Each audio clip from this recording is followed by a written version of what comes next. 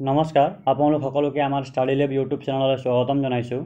আজি আমি অসম আৰু ভাৰতবৰ্ষৰ ৰজাসমূহ আৰু তেওঁলোকে প্ৰতিষ্ঠা কৰা বংশসমূহ কোন বংশ কোনে প্ৰতিষ্ঠা কৰিছিল আৰু সেই বংশসমূহৰ শ্ৰেষ্ঠ ৰজা কোন আছিল তাৰ ওপৰত সম্পূৰ্ণ ভিডিঅ' প্ৰস্তুত কৰিছোঁ।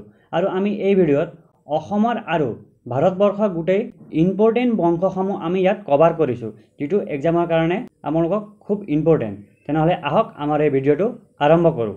যিটো অসমৰ পৰা কুৱেশ্যনটো হয়, প্ৰাগজ্যোতিষ ৰাজ্যৰ প্ৰথমজন ৰজা কোন আছিল? প্ৰাগজ্যোতিষ ৰাজ্যৰ প্ৰথমজন ৰজা কোন আছিল? ইয়াৰ শুদ্ধ উত্তৰটো হ'ব প্ৰাগজ্যোতিষ ৰাজ্যৰ প্ৰথমজন ৰজা আছিল মহিৰংগ দানৱ আৰু তেওঁ দানৱ বংশৰ প্ৰতিষ্ঠা কৰিছিল। প্ৰাগজ্যোতিষ ৰাজ্যৰ প্ৰথমজন ৰজা আছিল মহিৰংগ দানৱ আৰু তেওঁ দানৱ বংশৰ প্ৰতিষ্ঠা কৰিছিল। দানৱ বংশৰ কোনে প্ৰতিষ্ঠা কৰিছিল?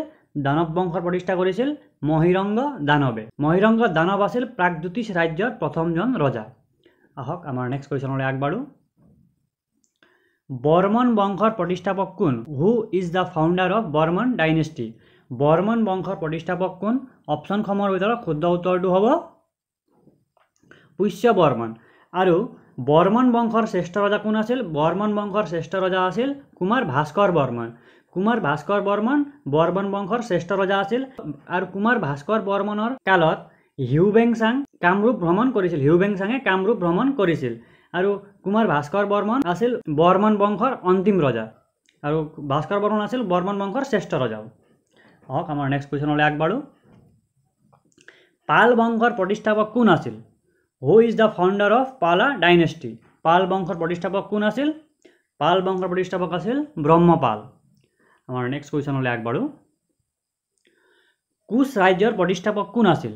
আমি এই ভিডিঅ'ত অসমৰ আৰু ভাৰতবৰ্ষৰ সকলো বংশসমূহ ইয়াত সামৰি লৈ আহিছোঁ, যিটো এক্সামৰ পইণ্ট অফ ভিউৰ পৰা এই ভিডিঅ'টোৰ পৰা কুৱেশ্যন আহিব, কিয়নো ইয়াত আমি সকলো অসম আৰু ভাৰতবৰ্ষৰ গোটেইখিনি সকলো ইম্পৰ্টেণ্টখিনি আমি ইয়াত সামৰি লৈ আহিছোঁ। আমাৰ কুৱেশ্যনটো হ'ল, কোচ ৰাজ্যৰ প্ৰতিষ্ঠাপক কোন? Who is the founder of Koch dynasty? Koch ৰাজ্যৰ প্ৰতিষ্ঠাপক কোন? কোচ ৰাজ্যৰ প্ৰতিষ্ঠাপক হৈছে বিশ্বসিংহ। এইটো এক্সামত সুধিব পাৰে, এক্সামৰ পইণ্ট অফ ভিউৰ পৰা খুব ইম্পৰ্টেণ্ট কুৱেশ্যন। আৰু ইয়াৰ বিষয়ে আমি জানি লওক। কোচ বংশৰ শ্ৰেষ্ঠ ৰজা আছিল নৰনাৰায়ণ আৰু নৰনাৰায়ণৰ সেনাপতি আছিল চিলাৰায় আৰু চিলাৰায়ৰ তেওঁৰ আচল নাম আছিল শুক্লধ্বজ। এক্সামত সুধিব পাৰে যে চিলাৰায়ৰ আচল নাম কি আছিল? তেওঁৰ আচল নাম চিলাৰায়ৰ আচল নাম আছিল শুক্লধ্বজ। আৰু চিলাৰায় কাৰ সেনাপতি আছিল? চিলাৰায় নৰনাৰায়ণৰ সেনাপতি আছিল। আৰু কোচ ৰাজ্যৰ প্ৰতিষ্ঠাপক কোন? কোচ ৰাজ্যৰ প্ৰতিষ্ঠাপক হ'ল বিশ্বসিংহ আৰু কোচ ৰাজ্যৰ শ্ৰেষ্ঠ ৰজা হ'ল নৰনাৰায়ণ। আহক আমি নেক্সট কুৱেশ্যনলৈ আগবাঢ়ো। চুতীয়া ৰাজ্যৰ প্ৰতিষ্ঠাপক কোন আছিল? চুতীয়া ৰাজ্যৰ প্ৰতিষ্ঠাপক বীৰপাল আৰু চুতীয়াসকলৰ শ্ৰেষ্ঠ ৰজা আছিল ৰত্নধ্বজ পাল বা গৌৰীনাৰায়ণ। ৰত্নধ্বজ পাল বা গৌৰীনাৰায়ণ। আহক আমাৰ নেক্সট কুৱেশ্যনলৈ আগবাঢ়ো। আহোম সাম্ৰাজ্যৰ প্ৰতিষ্ঠাপক কোন আছিল? আমি সকলোৱে জানো যে আহোম সাম্ৰাজ্যৰ প্ৰতিষ্ঠাপক স্বৰ্গদেউ চুকাফা। ইয়াৰ লগতে স্বৰ্গদেউ ৰুদ্ৰসিংহ আহোমসকলৰ শ্ৰেষ্ঠ ৰজা আছিল। আহোমসকলৰ শ্ৰেষ্ঠ ৰজা কোন আছিল? আহোমসকলৰ শ্ৰেষ্ঠ ৰজা স্বৰ্গদেউ ৰুদ্ৰসিংহ। আৰু স্বৰ্গদেউ লক্ষ্মীসিংহৰ দিনৰ পৰা আহোমসকলৰ পতন আৰম্ভ হয়। আহোমসকলৰ যিটো 600 বছৰীয়া শাসন, সেইটো স্বৰ্গদেউ লক্ষ্মীসিংহৰ দিনৰ পৰা পতন আৰম্ভ হয়। আৰু 1826 চনৰ ইয়াণ্ডাবু সন্ধিৰ মতে আহোম ৰাজ্য ব্ৰিটিছৰ অন্তৰ্গত হয়। কেতিয়া আহোম ৰাজ্য ব্ৰিটিছৰ অন্তৰ্গত হয়? 1826 চনৰ ইয়াণ্ডাবু সন্ধিৰ মতে আহোম ৰাজ্য ব্ৰিটিছৰ অন্তৰ্গত হয়। আমাৰ নেক্সট কুৱেশ্যন। মৌৰ্য বংশ কোনে প্ৰতিষ্ঠা কৰিছিল? এতিয়া আমি আহি গ'লোঁ ভাৰতৰ ফালে, ভাৰতবৰ্ষৰ বংশৰ ফালে। মৌৰ্য বংশ কোনে প্ৰতিষ্ঠা কৰিছিল? Who is the founder of Maurya dynasty? অপশ্যনসমূহৰ ভিতৰত শুদ্ধ উত্তৰটো হ'ব চন্দ্ৰগুপ্ত মৌৰ্য। চন্দ্ৰগুপ্ত মৌৰ্যই ধনানন্দক পৰাস্ত কৰি মৌৰ্য বংশ প্ৰতিষ্ঠা কৰিছিল। মৌৰ্য বংশৰ আগতে কি বংশ আছিল? নন্দ বংশ। নন্দ বংশৰ অন্তিম ৰজা আছিল ধনানন্দ। ধনানন্দক পৰাস্ত কৰি চন্দ্ৰগুপ্ত মৌৰ্যই মৌৰ্য বংশ প্ৰতিষ্ঠা কৰিছিল। আমাৰ নেক্সট কুৱেশ্যন। নন্দ বংশৰ প্ৰতিষ্ঠাপক কোন? নন্দ বংশৰ প্ৰতিষ্ঠাপক হ'ল মহাপদ্মনন্দ। নন্দ বংশৰ প্ৰতিষ্ঠাপক মহাপদ্মনন্দ আৰু নন্দ বংশৰ অন্তিম ৰজা আছিল ধনানন্দ। ধনানন্দক পৰাস্ত কৰি চন্দ্ৰগুপ্ত মৌৰ্যই মৌৰ্য বংশ প্ৰতিষ্ঠা কৰিছিল। নন্দ বংশৰ অন্তিম ৰজা হ'ল ধনানন্দ আৰু নন্দ বংশৰ প্ৰতিষ্ঠাপক হ'ল মহাপদ্মনন্দ। আচলতে নন্দ বংশ মৌৰ্য বংশতকৈ আগত হয়। প্ৰথমত নন্দ বংশৰ অন্তিম ৰজা ধনানন্দক পৰাস্ত কৰি চন্দ্ৰগুপ্ত মৌৰ্যই মৌৰ্য বংশৰ প্ৰতিষ্ঠা কৰিছিল। আমাৰ নেক্সট কুৱেশ্যন, সাতবাহন বংশৰ প্ৰতিষ্ঠাপক কোন? সাতবাহন বংশৰ প্ৰতিষ্ঠাপক কোন? অপশ্যনসমূহৰ ভিতৰত শুদ্ধ উত্তৰটো হ'ব চিমুক, অপশ্যন ডি। সাতবাহন বংশৰ প্ৰতিষ্ঠাপক হ'ল চিমুক। আমাৰ নেক্সট কুৱেশ্যন, কুষাণ বংশৰ প্ৰতিষ্ঠাপক কোন? অপশ্যনসমূহৰ ভিতৰত শুদ্ধ উত্তৰটো হ'ব কুষাণ বংশৰ প্ৰতিষ্ঠাপক কোন? কুষাণ বংশৰ প্ৰতিষ্ঠাপক হৈছে কুজল কাডফিছেছ। কুজল কাডফিছেছ আছিল কুষাণ বংশৰ প্ৰতিষ্ঠাপক। আপোনালোকে কমেণ্ট কৰি জনাব যে কুষাণ বংশৰ শ্ৰেষ্ঠ ৰজা কোন আছিল, আপোনালোকে কমেণ্ট কৰি জনাব। আমাৰ নেক্সট কুৱেশ্যন, গুপ্ত বংশৰ প্ৰতিষ্ঠাপক কোন? Who is the founder of Gupta dynasty? Gupta বংশৰ প্ৰতিষ্ঠাপক কোন? অপশ্যনসমূহৰ ভিতৰত আমাৰ শুদ্ধ উত্তৰটো হ'ব option D. Option D Srigupta. শ্ৰীগুপ্তই গুপ্ত বংশ প্ৰতিষ্ঠা কৰিছিল আৰু গুপ্ত কালক ভাৰতবৰ্ষৰ সোণালী যুগ বুলি কোৱা হয়। আমাৰ নেক্সট কুৱেশ্যন, বৰ্ধন বংশৰ প্ৰতিষ্ঠাপক কোন? বৰ্ধন বংশৰ প্ৰতিষ্ঠাপক কোন? আমি আগতে পঢ়িছোঁ অসমৰ বৰ্মন বংশ আৰু এই কুৱেশ্যনটো হ'ল এতিয়া বৰ্ধন বংশ। বৰ্ধন বংশৰ প্ৰতিষ্ঠাপক হৈছে পুষ্যভূতি আৰু বৰ্ধন বংশৰ শ্ৰেষ্ঠ ৰজা হৈছে হৰ্ষবৰ্ধন। হৰ্ষবৰ্ধনৰ কালতে হিউৱেনচাং ভাৰতলৈ আহিছিল। তাৰপিছতে যেতিয়া ভাৰতত বৰ্ধন বংশ শাসন কৰি আছিল সেই সময়ত অসমত বৰ্মন বংশ শাসন কৰি আছিল। এফালে হৰ্ষবৰ্ধন আৰু এফালে ভাস্কৰ বৰ্মন। হৰ্ষবৰ্ধন আৰু ভাস্কৰ বৰ্মন সমসাময়িক ৰজা আছিল আৰু সেই সময়ছোৱাতে চীনা পৰিব্ৰাজক হিউৱেনচাং ভাৰতৰ লগতে অসমতো আহিছিল। আমাৰ নেক্সট কুৱেশ্যন, পল্লৱ বংশৰ প্ৰতিষ্ঠাপক কোন? পল্লৱ বংশৰ প্ৰতিষ্ঠাপক কোন? অপশ্যনসমূহৰ ভিতৰত শুদ্ধ উত্তৰটো হ'ব সিংহবৰ্মন চতুৰ্থ। পল্লৱ বংশৰ প্ৰতিষ্ঠাপক কোন? পল্লৱ বংশৰ প্ৰতিষ্ঠাপক হৈছে সিংহবৰ্মন চতুৰ্থ।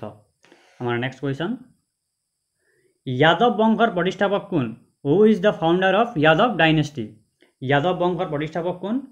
অপশ্যনসমূহৰ ভিতৰত শুদ্ধ উত্তৰটো কি? বল্লভ পাঁচ।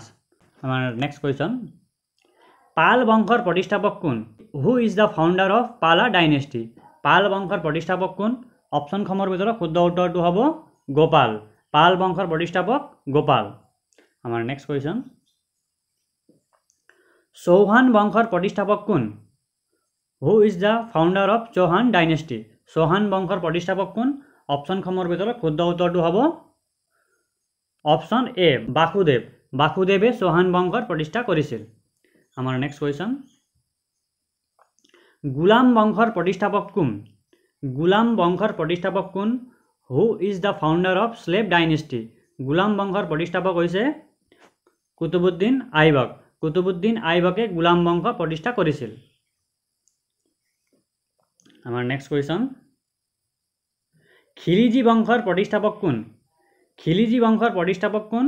খিলিজি বংশৰ প্ৰতিষ্ঠাপক হৈছে জালালুদ্দিন খিলিজি।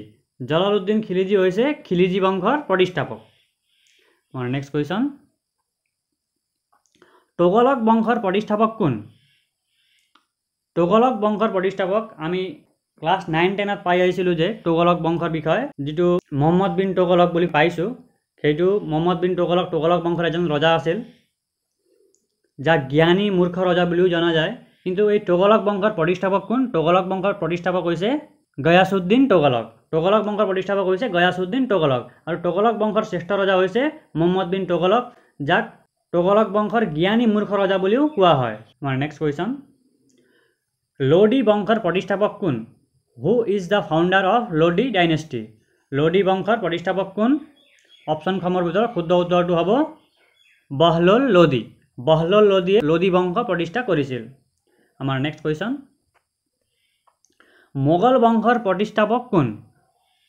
মোগল বংশৰ প্ৰতিষ্ঠাপক কোন? অপশ্যনসমূহৰ ভিতৰত শুদ্ধ উত্তৰটো আমি সকলোৱে জানো যে মোগল বংশৰ প্ৰতিষ্ঠাপক অপশ্যন ডি বাবৰ। বাবৰে মোগল বংশৰ প্ৰতিষ্ঠা কৰিছিল।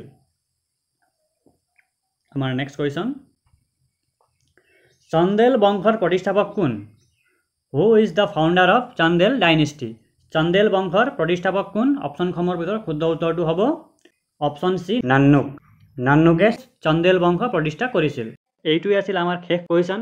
যদি আপোনালোকক এইদৰে ক্ৰমান্বয়ে যদি আমাক অসমৰ বিষয়ে যদি আপোনালোকৰ ভিডিঅ' লাগে তেতিয়া আপোনালোকে কমেণ্ট কৰি জনাব। তেতিয়া আমি অসমৰ এতিয়াতো আমি যুদ্ধসমূহ ক্ৰমান্বয়ে একেবাৰে ক্ৰম অনুসৰি যুদ্ধখিনি একেবাৰে ভিডিঅ'টো লৈ আহিছিলোঁ।